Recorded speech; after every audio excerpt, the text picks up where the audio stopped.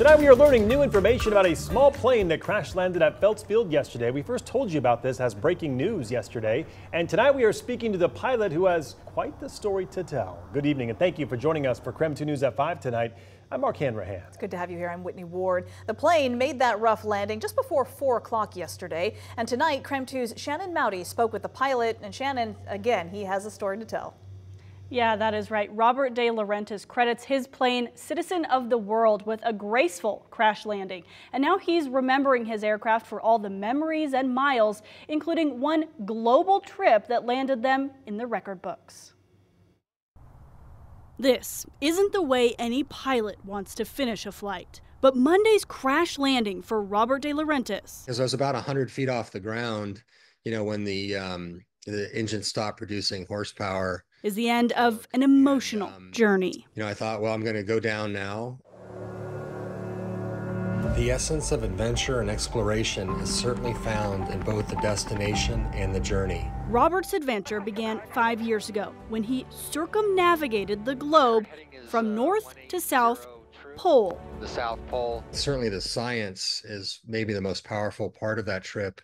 We detected that there's plastic particles in the air over the north and south poles.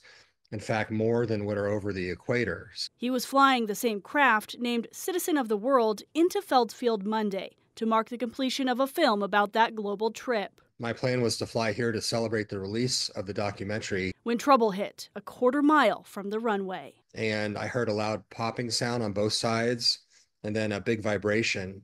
And I believe that that was probably icing. The highly customized Commander 900 touched down at 115 miles an hour. And it was bouncing, and not a lot, but just like you're on a rough road. And I thought, okay, this is the point where either the wings are going to get torn off, we're going to lose the engines, but what can you do?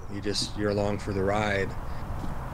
A craft that carried him to the most remote frozen points of the planet is believed a total loss. We're sad that we've lost her, but it's more of a celebration of life because, what that plane's accomplished, it's in the record books. But Robert walked away unhurt. A plane that's brought him to the ends of the earth, gracefully ending their final flight. And you're thankful to be alive. The fire department, one of the guys said, "Oh, rough landing." And then I said, well, any landing you walk away from is a good one. We're saying that she delivered me home, one last time. My mission is comprised of world first. The National Transportation Safety Board is investigating what happened. Shannon Mouty, KREM 2 News.